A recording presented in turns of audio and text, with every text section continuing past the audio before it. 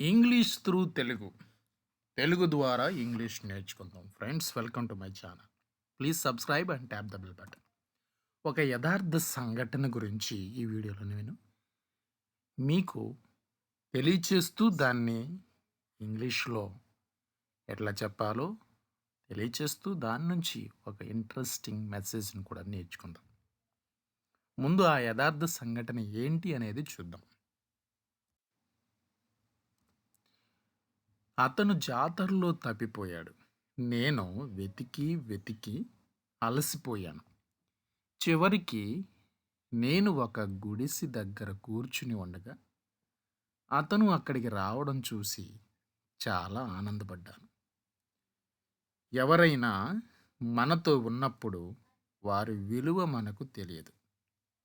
వారు మనతో లేనప్పుడు వారి విలువ ఖచ్చితంగా తెలుస్తుంది. ఇదే అనుభవం నేర్పే పాఠం. ఎప్పటికీ మర్చిపోలేని విషయం. అందుకే దీపం ఉన్నప్పుడే ఇల్లు చక్కబెట్టుకోవాలి అన్నారు మన పెద్దలు. ఇది ఒక యథార్థ సంఘటన. సో, దీపం ఉన్నప్పుడే ఇల్లు చక్కబెట్టుకోవాలి అనే సామెత మీకు అర్థమైనటువంటి విధంగా దాన్ని అర్థం చేసుకోండి. సో, ఇక్కడ ఏంటంటే మనిషి గురించి, తన విలువ గురించి మాట్లాడుతున్నాం కాబట్టి, ఒక వ్యక్తి మనతో ఉన్నప్పుడే వారి విలువను గుర్తించి వారిని ప్రేమించడం అనేది నేర్చుకోవాలి అని చెప్పే సంఘటనలో మనం దీన్ని వాడాం. ఇప్పుడు ఇంగ్లీష్లో చూద్దాం.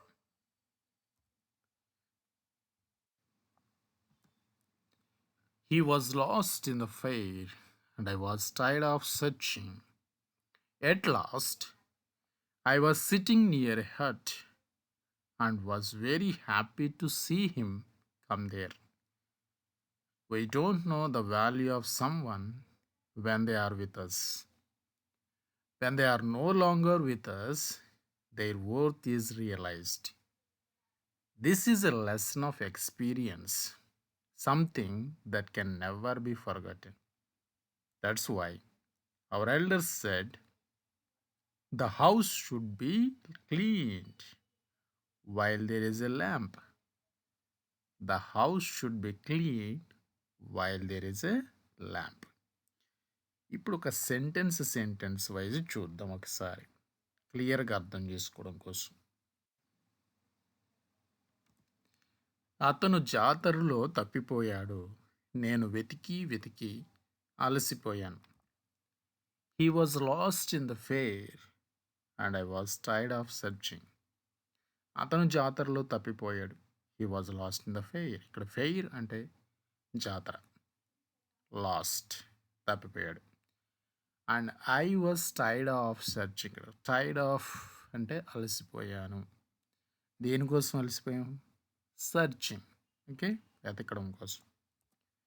చివరికి నేను ఒక గుడిసె దగ్గర కూర్చుని ఉండగా అతను అక్కడికి రావడం చూసి చాలా ఆనందపడ్డాను. చివరికి, at last, I was sitting near a hut and was very happy to see him come there. నేను ఒక గుడిసె దగ్గర కూర్చుని ఉండగా అంటే I was sitting near a hut and was very happy to see him come there. ఇక్కడ happy to see him come there అంటే అక్కడికి రావడం చూసి చాలా ఆనందపడ్డాను. నేను అనేది ముందు చెప్పేశాం కాబట్టి ఇక్కడ ఐ అనేది పెట్టలేదన్నమాట. సో, అతను అక్కడికి రావడం చూసి నేను చాలా ఆనందపడ్డాను. ఎవరైనా మనతో ఉన్నప్పుడు వారి విలువ మనకు తెలియదు. We don't know the value of someone when they are with us. When they are with us, ఎవరైనా మనతో ఉన్నప్పుడు.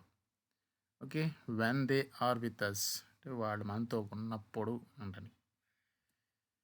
వారు మనతో లేనప్పుడు వారి విలువ ఖచ్చితంగా తెలుస్తుంది. When they are no longer with us, their worth is realized. When they are no longer with us, వారు మనతో లేనప్పుడు వారి విలువ ఖచ్చితంగా తెలుస్తుంది. Their worth is realized. ఇదే అనుభవం నేర్పే పాఠం. This is a lesson experience. This is a lesson of experience. ఎప్పటికీ మర్చిపోలేని విషయం. Something that can never be forgotten. అందుకే దీపం ఉన్నప్పుడే ఇల్లు చక్కబెట్టుకోవాలి అన్నారు మన పెద్దలు. దీపం ఉన్నప్పుడే ఇల్లు చక్కబెట్టుకోవాలి. చీకట్లో ఇల్లు సర్దుకోవాలని ప్రయత్నం చేస్తే ఏదైనా జరగవచ్చు. కాబట్టి దీపం ఉన్నప్పుడే ఇల్లు చక్కబెట్టుకోవాలి. దట్స్ వై, అందుకే, దట్స్ వై, అందుకే అంటాం. అవర్ ఎల్డర్స్ సెడ్, మన పెద్దలు అన్నారు ఏమని? The house should be cleaned while there is a lamp. The house should be cleaned. ఇల్లు ఎప్పుడు తుడుచుకోవాలి మనం? While there is a lamp. ఇల్లు దీపం వెలుగుతూ ఉండగా ఇల్లు ఊడ్చాలి. Okay, thank you. Please like, share and subscribe.